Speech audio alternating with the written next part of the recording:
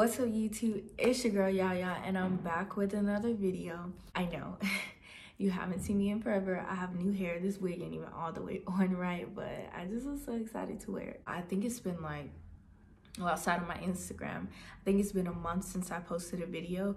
Just to be completely honest, back in January, well before January, God had laid it on my heart to just post a video concerning like a season of my life when I was really battling hard with depression and suicide.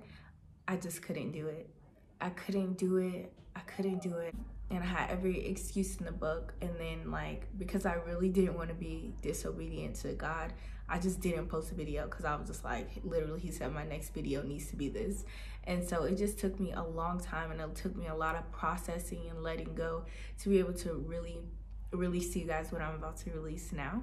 I believe that God will and can use everything, and I do believe that there are certain things that you go through in your life that are meant to be the benefit of other people. Despite it being uncomfortable, despite it hurting, whatever that may be, I do believe there's a level of peace and resolve that you get to where you're able to share the information and hopefully able to help the next person get through this as well. I'm honestly about to get real transparent up in here, okay? So let's just go ahead and get right to it. So when I first started gaining weight, it was honestly just a result of bad eating habits. Like, I grew up in a household where it's kind of was like, whatever mom, your parents bring home, that's what you have to eat. So, and I had a lot of siblings, so I didn't necessarily know how to balance being able to get anything that you want and like not get it because it's not necessarily healthy, or even portion sizes, because it was kind of like, this is the food we have for dinner. If it ain't no more, it ain't no more. And I had like 8 siblings, so when I moved out, y'all, I cut up because I'm in the grocery store. I'm like, wait a minute, I'm only shopping for me. It's just me in my house. You tell me I'm in a cereal aisle and I can get any cereal I want? Give me 4 boxes, period. Captain Crunch, Honey Smacks, Reese's Pieces, Frosted Flakes, all that. I don't even care about the price. I'm just getting everything and I'm eating it all because like I honestly didn't have that balance of, yes you can do that, but maybe you shouldn't.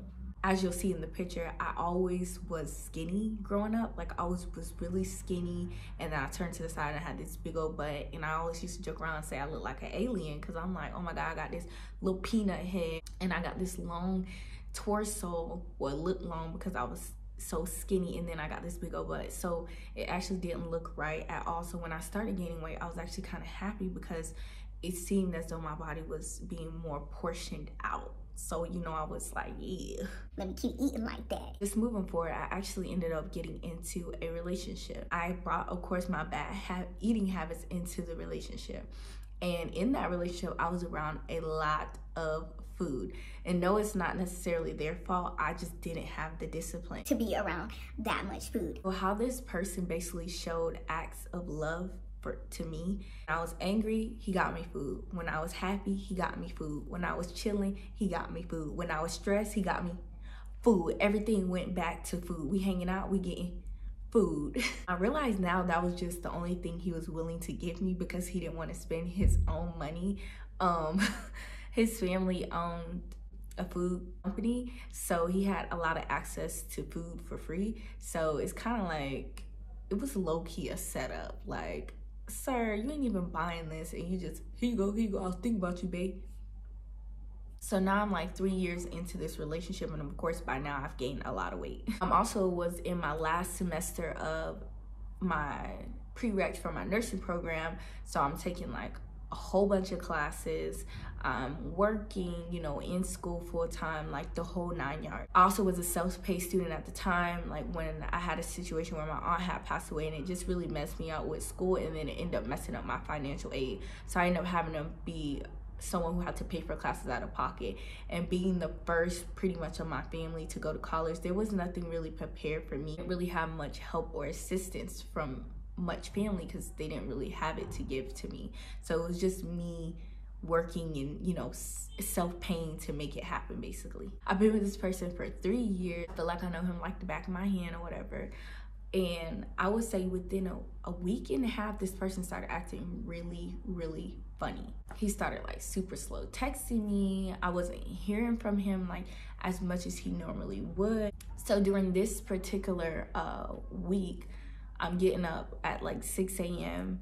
I have a 3-hour lab, I have a 4-hour class, I'm working full time. The time I'm taking like microbiology, anatomy, and math, like a whole bunch of very intense courses that ideally people try not to take at the same time, but sometimes you just have to do what you have to do.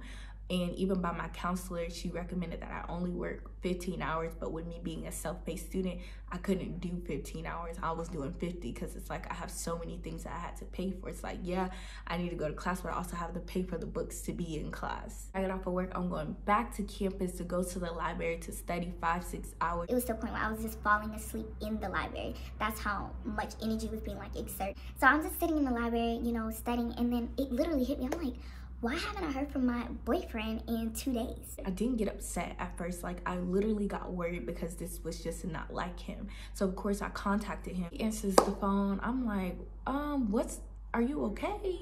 He like, yeah. We're gonna say his name's Terrence. And I'm like, where are you? And he's like, oh, you know, I'm at my homeboy house. I'm like, what are you doing, Terrence? He's like, oh, I'm cooling. Us as females, tell me if I'm wrong. I know I'm right. We be knowing when y'all boys be at y'all friend's house, y'all start talking different. You start using words that you don't even know how to spell. I'm like, what is going on? You sounding real funny. Who are you talking to? He like, oh, let me call you back, blah, blah, blah. I'm finna text you. It's loud in here, whatever. He texts me 1 hour later saying, what's up? And this boy ain't never acted like this on his worst day. So I'm like, what is up? I call him back.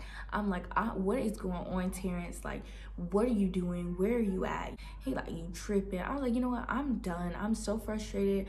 I'm done right now. Like, you know, whatever. But y'all know, don't judge me. I really just said like I'm done because I was just frustrated, and then he hung up. And then I'm like, this nigga just hung up, even though I said bye, but still, y'all know how that toxic crap be. Don't do that. He's like, well, man, I'll just talk to you later. I'll just talk to you later or whatever. So I'm just like, whatever, because I gotta study. I can't even focus at this point. I'm crying. I'm so upset because I'm like, I don't understand why he's acting so weird. Y'all, I promise you, after that boy said that he was gonna call me back, or we'll just talk later, or whatever. I'm assuming for things to like cool down, whatever. I did not hear from him for 5 days.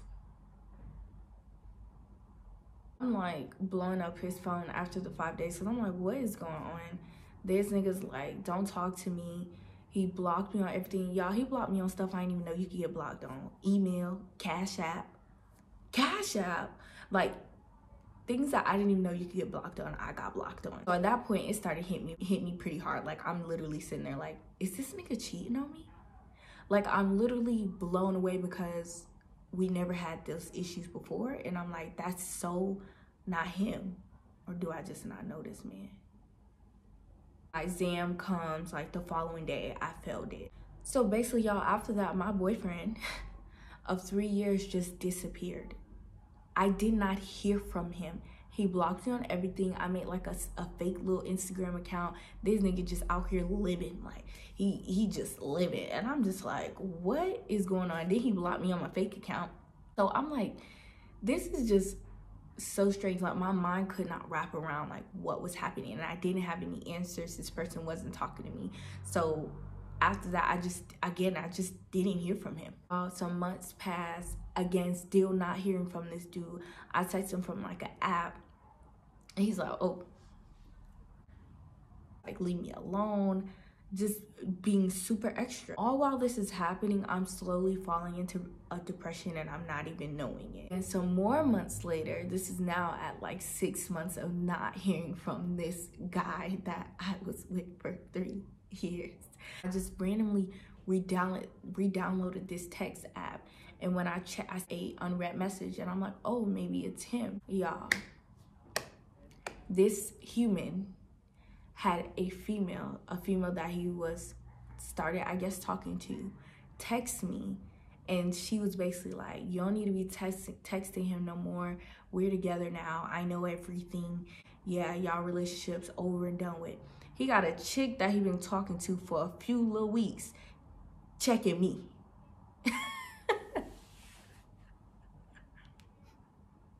Checking me. Because remember, y'all, I didn't have any answers.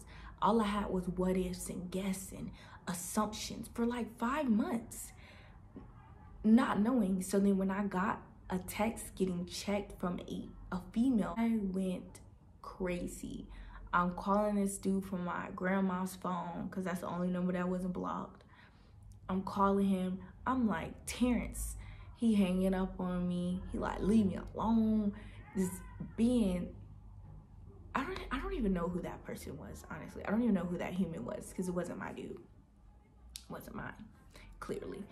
So then I called the chick. I'm like, who are you? And she's like, oh, I-L-E-O-O-E-I-O-E. I'm like, girl, what? She sounded like a 5-year-old. I said, all right, girl. And I just hung up. I didn't even argue with her. But then after I got off the phone, all of that adrenaline left, and then it just started pouring down on me. This nigga been cheating on me. This nigga got a chick. Like, everything's just starting to hit me, and it just starts to consume me. And before you know, I ran out of my grandma's house. My grandma's like chasing me, like, what's going on? I said his name, my bad. Terrence trying me. No, my way basically to his mom's house. I'm like, I'm finna wreck the place. Everybody getting messed the hell up. Everybody. I just remember feeling so broken. I felt so broken. I felt so helpless. I remember just screaming out loud while I was driving. I was like, he couldn't even be man enough to look me in the eye and tell me the truth. And I remember just crying. I'm like, it was as if I was talking to him. I'm like, I gave you every single part of me, and I'm not worthy enough for you to tell me the truth. I'm not worthy enough for honesty, for respect, nothing. I was so hurt. I was so hurt. It was only the angel of God that helped me, because the amount of tears that were flowing, I couldn't even see while I was driving. I was going like 100, heading to his mom's house. I was one light away, and then something hit me. His mom's face flashed like past me. And his mom and I had a really, really great relationship. Me and his family had a really good relationship. I lived with them at one point.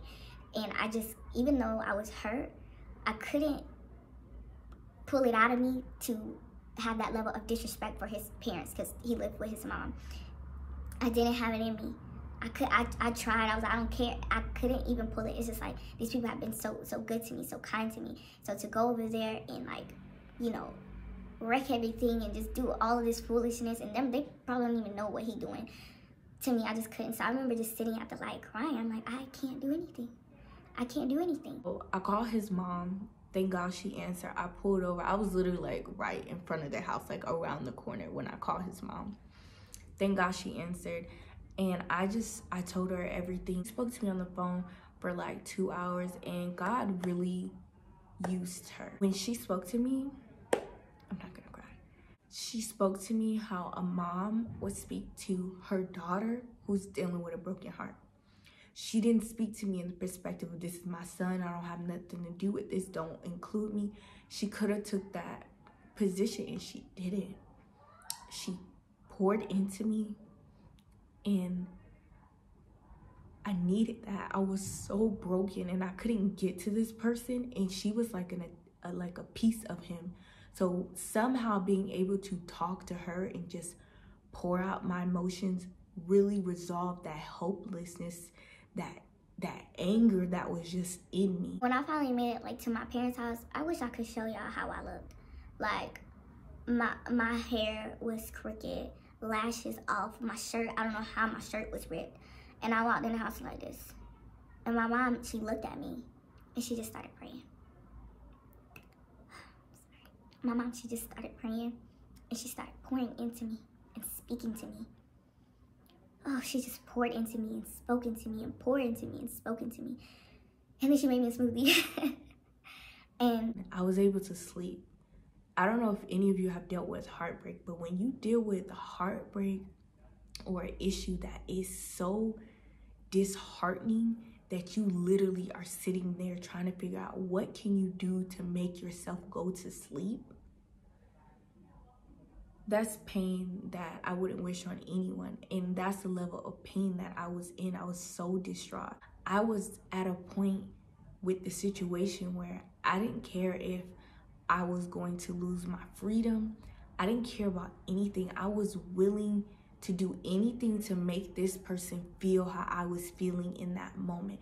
Whatever. And I wouldn't wish that level of hurt on anybody because it's not a safe space to be in. I went back to Orlando immediately. At this point, y'all, I was so wide open to the enemy, especially because at this point in my life, I don't know when I had went to church. I think it had been about 3 or 4 years. I don't know when I had heard the word of God, let alone worship. This person I was with was very much disconnected from God. With this person being disconnected, I was just as disconnected as he was. Where he wanted me to be. Exactly where the enemy wanted me to be, I was there. So now I'm depressed. I am eating like I ain't never ate before. I'm talking about one time, y'all, I went to Popeyes for a biscuit and a wing. Then I left the Popeyes to go get a Frisco milk from Steak and Shake. Then I went to Checkers to get the 2-for-1 apple pie. And then I left there to go to Wendy's to get a 4-piece chicken nugget with a cheese fry, a bacon cheese fry, a baked potato, broccoli and cheddar baked potato. Yes, I know my whole menu. And I went and got a large strawberry lemonade, and all the locations was like this. So I just drove in a circle and went to all those places. I went back home, I ate everything. I started hearing things like, I was hearing like, don't you feel better? Didn't that make you feel better? And like, I was just like, yeah, I feel good. I feel better now. So now I'm noticing the weight gain like never before. I don't think I noticed it until after the breakup and everything. And I'm just like hearing the enemy say all of these things to me. And every time he said it, it was very low and cunning. And every time like I heard it, it was very negative, and I would just be like, yeah, you're right. Now, while all of this happening with my physical self, my body, this eating, I'm also still trying to process this like traumatic, basically breakup. I was just left and dropped. I'm not sleeping. I'm experiencing warfare that I've never like known at all. Like I'm laying in bed trying to sleep, and I'm hearing, like I'm literally hearing, he's with her right now. He's with her right now. He's with her right now. They're here. They're there. Like, and I'm just like, I had no words. I just would hold my head like, I can't. Then one day I was watching porn. We'll talk more about this later, but I actually became very addicted to porn. I would watch it maybe 7 to 10 times a day. And one of the times while I was watching porn, I remember actually after I was just laying there and I felt something like come over my body, like, and then I just kind of like froze like this, and I was laying down, and it felt like somebody was touching me like sexually. It felt like almost a feminine type of spirit, and I was enjoying it. It lasted like 20 minutes. I know now for sure that it was a demonic spirit. At the time I had no idea what was happening. And I just remember after I felt so drained, like so drained and so tired. And then I heard the enemy so clear. It was like a whisper in my ear. I heard, "That's how he's touching her, his new girlfriend." And I broke.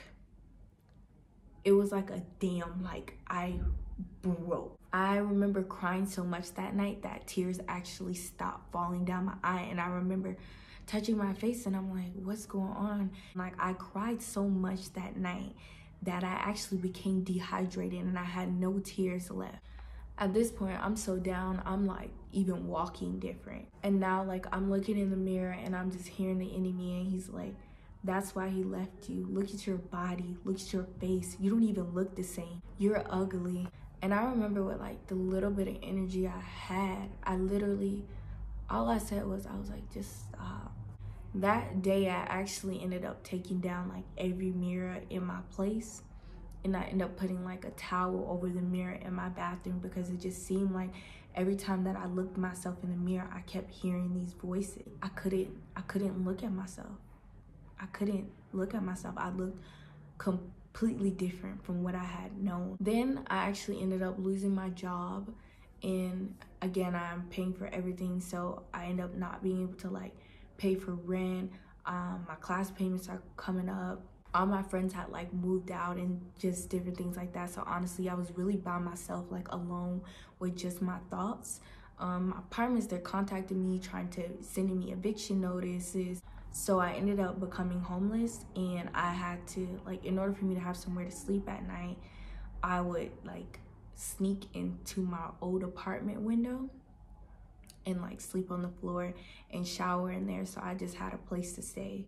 I ended up finding like a cheap apartment with the help of my family. They were trying to help me as much as they could, but they were going through their own financial struggles as well. So they really couldn't help me in the way that, of course, they would want to help their child. So a few months into the apartment, this girl did a complete 180, and I actually ended up becoming homeless again. And so I actually ended up having to squat. So if you don't know what it's basically, a squatter is basically someone who staying in like an empty home that's not yours. Well, I ended up having to squat. I tried to go to a homeless shelter, but I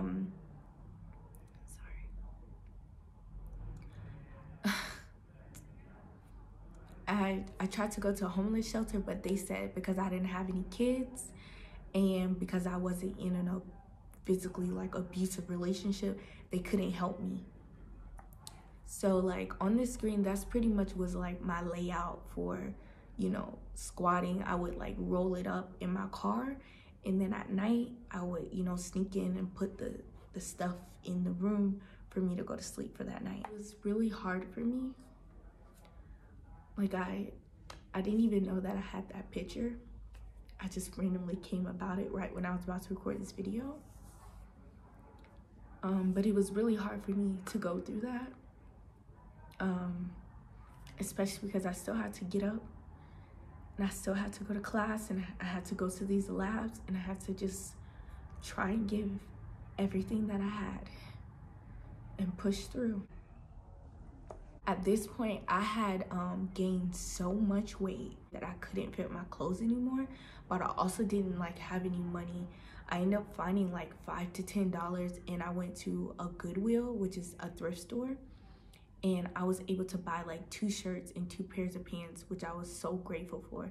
I had to get like grandma type clothes because I had gotten so big. There was nothing that was somewhat reasonably cute that would fit me. And so like for weeks I would wear those same outfits. Sometimes I didn't have the opportunity to like wash it or anything. Then I went to the doctor for just like a little checkup, and he was letting me know, like, I'm so short. I'm 5'1", guys, but he was letting me know I'm so short that my body was having a hard time carrying all of this extra weight, and how I was actually at a super high risk for now diabetes. And he was just extremely, you know, concerned. And he was just letting me know my heart rate and the way my body was functioning was the age of someone who was like 40, and at the time I was only 23.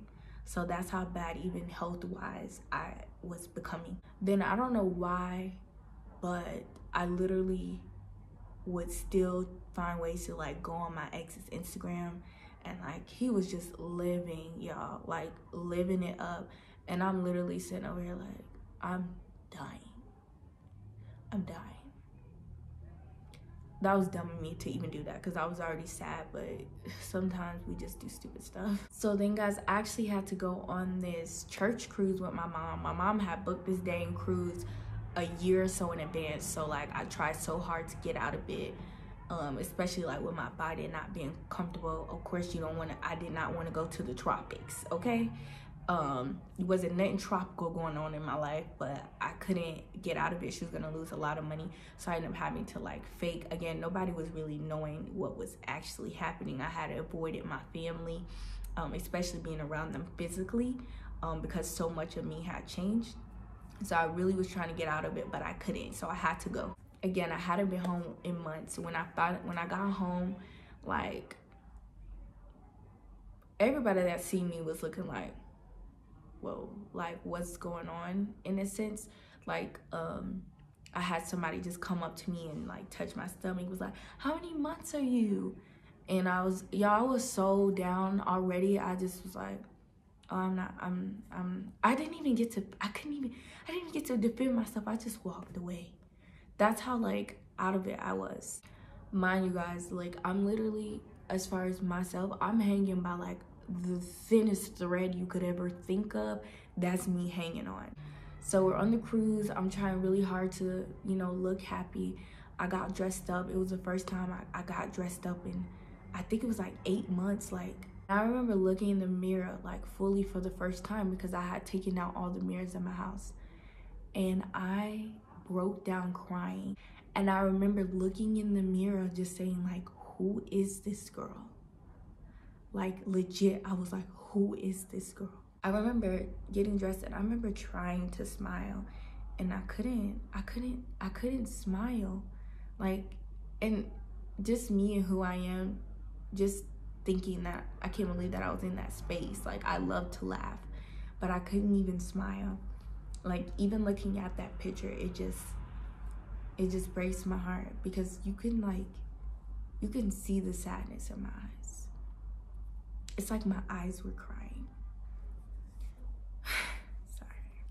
But the whole trip for me was pretty bad. Like, the enemy was again super heavy in my ear. At this point, I strongly am hearing voices from the enemy, like in real time, hearing it. Saying certain things like, look at your mom. Your mom had like 10 kids and look at your body. Look at this, look at that. And it was just like, no even pun intended, it was like waves of just things just hitting me over and over and over. And then my mom was taking pictures of me. I was trying to like get into it because I'm like, I'm in a beautiful place. And I'm looking at the pictures and I had to just push them away because I hadn't taken a picture in forever. And to see myself in picture form, I was even more devastated. And after that, I remember just like standing on the balcony that was in our room. And I remember looking at the water. I've always loved water. And I remember just looking at the water and I was just like, I don't want to do this anymore. I'm so tired. And I'm crying and I'm just like on this balcony, like just saying out loud, I'm like, look at my life. Look at me. Even my skin, guys. The outside of me was starting to even show what was happening on the inside of me. And then I started hearing, just jump. Jump. It's okay. And it started very slow. And it sounded very nice and it was very cunning. And I just kept hearing, just jump. And I kept looking at the water and I kept seeing myself jumping. I kept imagining it and I just was like, I want to be free. The water is so free. I want to be free. And at this point, I'm holding onto the rail. I'm leaning over the rail. I'm leaning over the rail. I'm crying. Now I hear the enemy so loud. He was like yelling, just do it. Jump. Do it now. Like, I promise y'all, that's how it was. And I'm leaning over and I'm hearing, just jump, do it now. I remember falling down on the edge line of the balcony. Crying, saying, I want to live. I want to live. But I don't want to live like this, God. And I remember saying, Jesus, if you're there, I know you're there, but if you're there, help me. And I remember sitting there in that corner. And I remember saying, like, enough is enough. Enough is enough. Enough is enough. It took me almost taking my life and jumping off that balcony. It took me leaning my body over the edge of this cruise ship to realize how bad things had gotten. Especially because in my community, whenever depression or suicide has been talked about just growing up, it was very much like, that's white people stuff. Girl, you good? What you got to be sad about? Like, that was kind of the energy. Again, I didn't know what was happening to me. I just knew I reached a level of sadness that I had never known, in a dark space I had no idea how to navigate in. That's all I knew. So after getting off the cruise, thank God, alive, I remember going back to my place and just saying, God, help me, help me. Just calling on him, and I was expecting like, it would, you know, something like, and no giant hand came down and just grabbed me up or anything like that. But it was the first, I did feel a level of peace. It was the first night that I had actually slept peacefully and soundly. So from that moment on, all I knew is that I had to get to a church. I was like, I don't know. I just know, basically from growing up, that the church deal with this type of stuff. I need to get to a church somewhere. At this point, I'm scared. Like, I'm scared of myself. Like, I'm hearing legit voices in my head that sound out loud and that I'm responding to. I was like, I don't know what I need, but I need something, and I know the church has it. So I began church searching while I was in Orlando. I went to like 3 churches. I went in empty and left out empty.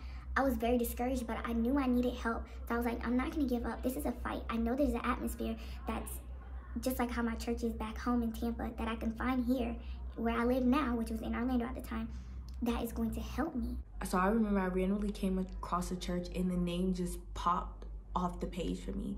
It was called New Beginnings. And I knew when I heard it, I was like, I need to go there. When I finally went to the church, I was instantly consumed by the presence of God in worship. Instantly. I remember just falling out and laying there. And I kept going. It wasn't about like even the word that the pastor was bringing forth. It was the worship. The worship was healing me, and I was experiencing presence from God. Not from my mom, my dad, my grandparents, not from this person's mouth, but for myself, I was experiencing presence. And I remember even when I got to a point where I would lift my hands, because back in my old church, I don't know, I was always scared and uncomfortable to lift my hands. But I remember becoming free enough to just lift my hands up during worship. And it was like I was just inviting him in. I promise y'all, each time I went to that church, it just felt like every time I came out, a part of me just felt whole again. I started feeling loved again. I started feeling worthy again. I even started to smile again. I started laughing, and nothing physically had changed about me. I was still overweight. Shoot, I was still eating kind of bad. I had no solid place for a home still, but it was his presence. It was like a date, and God always showed up. He always showed up. It had nothing to do with religion. What was for me was relationship with God, my own relationship with God. As my mind started shifting, I started hearing from God little by little. But I knew it was him. It was completely opposite of the other voices that I was hearing in my head. And he just started speaking to me, building me back up. And just little by little, slowly, this momentum was coming. This confidence was coming back. The enemy was still trying to speak to me, and his voice was still trying to come in. You hear from God, it's like a sweet song. It's all things love, good, and perfect. You feel, honestly, peace. The enemy is sneaky, he's cunning, and sometimes even super, super loud. So whenever the enemy would try and speak to me, I would silence him, replace every word that he was saying with the word of God. And it didn't start off fancy. I didn't say anything fancy. I would be like, stop, that's not true. When he would say to me, you're ugly, I'd be like, stop, that's not true. God loves me.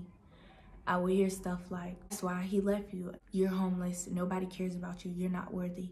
And I would counter and say, I still have somewhere to sleep at night. It's not the best, but I have somewhere to sleep.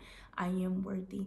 God loves me. God will provide for me. I would just counter everything he said. And I would constantly say, I don't come into agreement with that. This would replace it with love. And I know some people thought I was crazy, but at the end of the day, I was fighting to get me back. So if I had to say it out loud randomly, you hear me say, I don't come out of agreement with that. That's what I had to do. You had to get very serious about not wanting to be in that space anymore. And then I started shifting my atmosphere. I started listening to worship music. Even when I wasn't worshiping, I started playing Holy Spirit soaking music. I'll have that in the description. I basically was creating a space that the enemy could not live in. Because the enemy, he doesn't like anything of God. He doesn't like the light, the love that God brings forth. So I was creating that atmosphere where it was like, you can't even enter in here. You can't even get in. And one day I was watching YouTube. I was seeing all these weight loss videos. And of course, I still had the desire to lose weight and everything. You know, I went from this size to that. I desire to want that shift in my life. So I'm seeing just fasting videos. I'm seeing all this stuff. And I'm like, I can't do that. And I also was very discouraged because I'm like, look how far along I am with this weight gain. Like, I need to just learn how to embrace being big and just go on about my life. I started to feel so led to do it, y'all. Like, I just felt like, do it, Kiana. And then God began to speak to me, telling me that he was going to give me a grace that I've never known. Do the fast. So he led me to do a water fast for 20 days. 20 days, y'all, just water, no food. Mind y'all, remember earlier, I was going to Popeyes, Wendy's, Steak and Shake, Olive Garden, Red Lobster, all in one day. And he's telling me to do this water fast with no food at all. Then I actually ended up being able to get a job, thank God. And y'all, I'm like 13 days on this fast and I'm feeling good. Like, you wouldn't even know that I hadn't eaten in 13, 14 days.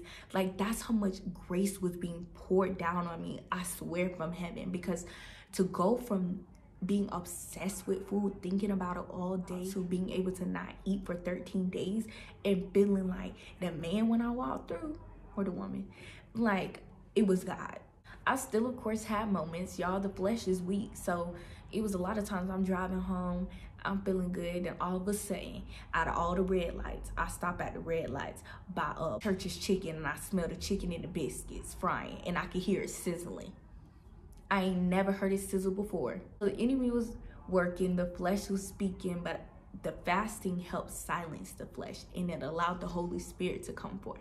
So y'all, I'm thinking this fast is like, basically, you know, just for the weight loss. Y'all, when I came out off of that fast after 20 days, I was no longer addicted to porn. And even now, I have not watched porn in, I think, going on 4 years now. I lost that overeating obsession that I had. Depression was gone. Depression was gone. I didn't even have a thought about my ex. Remember how I was like going on his Instagram and stuff like that? Child, I didn't even have an Instagram no more. Terrence, who? Say it, I hope I don't sound ridiculous. I don't know who this man is. I mean, he could be walking down the street. I wouldn't know a thing. Sorry to this man. I had lost over 30 pounds. I started being able to see my face again. And God started speaking to me about like coming to Europe, which is where I live now, if you don't know. And he started speaking life into me and my purpose for even living and being here. Even that moment did so much for me because the enemy was really telling me there's no reason for me to live anymore. There's no reason for me to be here. Look at your life. And the whole time, all of this God has in store for me, and I know so much more. So I felt not just lighter physically, but spiritually. I felt weights break. Now on my water fast, guys, I was very strategic. I set a start date and an end date. Don't just be like, oh, if you're gonna fast or do anything, oh, I'm gonna do it next week. What day next week? And I did apple cider vinegar like twice a day just to kind of help with my metabolism and you know, just everything. So after coming off the fast, this is where I was at in this picture. It was a big difference. Even in my face, if you can look, you can see just the difference in so many things. My skin, everything was different. Though I wasn't at my goal, I was not where I was, and I was thankful. I actually ended up gaining some of the weight back, especially because I didn't necessarily have a workout routine. So I ended up hiring a trainer. I was kind of weary about moving back home to Tampa because I had gotten so far away from, you know, this ex and so much peace that I was weary about moving to Tampa, but I felt God pulling me back there. And so it ended up working out because I ended up being able to hire a trainer, which I have tagged below. This man workout plan, meal plan, everything is amazing. I'm not getting paid to say this, like literally real results. He also has an online community, which I'm about to join as well. That, again, real results. Actually, me after I went to him. When losing weight, before working out, I highly recommend that 2 weeks prior, you guys change your eating first. Like 2 weeks, change your eating. One of the things I did as far as me with eating, in the morning I did egg whites and a smoothie. Then for my midday I did a snack. Then for lunch I did like salmon and vegetables. And then I would have another little protein shake or something, and then I would do a light dinner. That was like my routine. So you need to create a healthy routine. So because I started changing my eating, when I added working out, baby, Dr. Miami who?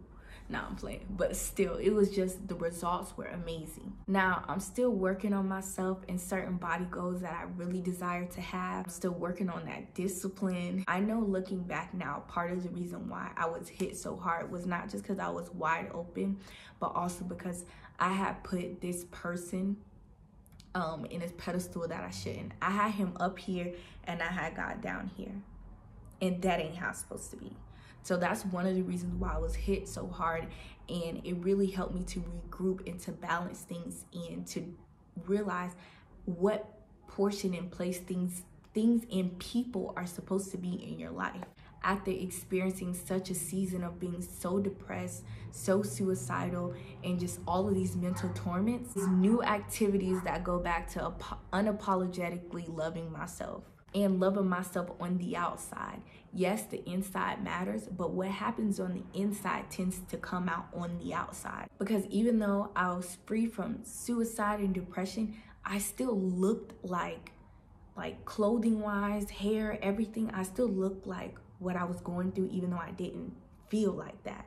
I still looked like that. So I really had to start the process of learning, what does loving yourself in a healthy way even look like? You have to really take time to discover those things that feed you in a healthy way. Like for me, God brought me to this amazing gym here in Spain, and it was more than I could have ever desired or even imagined. And like when I got a tour of the gym, I was like, Jesus, I can't pay for this. This place is and before I could even finish, God was like, I felt the Holy Spirit say, do you want it?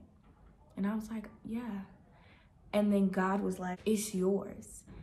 And God just started speaking to me, saying how this is a part of loving you. This is a part of upkeep, being able to mentally recharge yourself. The things of this world are not a joke. So to be able to have a space to be able to do that is important for the balance that's required for you to do anything in life. Whatever it is, I want to encourage you to start the process of loving yourself again in whatever way that it looks like, loving yourself again in a healthy way. I really hope that this helped you, and I pray that it will encourage you to keep going. You do matter. Everything about you was created for such a time. You are loved.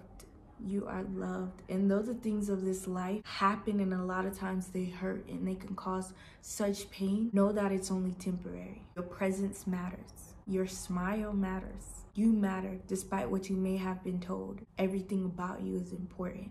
I have a prayer that God definitely moved through me on, and I'm actually going to drop it down in the description for anyone battling with suicide, depression, anything with even just trauma of things that are just going on right now. I want to encourage you to read over it with your whole heart. And I'm going to now even say I stand in full agreement with your complete healing. So thank you guys so much for watching. Don't forget to like, comment, and subscribe, and share this video. You really don't know who may need this. So don't forget to share. I have a really fun vlog up and coming for you guys soon. Thank you for being patient with me and allowing me to share with you just some of the many things that I believe that God wants me to pour out. Thanks for watching, and stay forever blessed. I had missed y'all.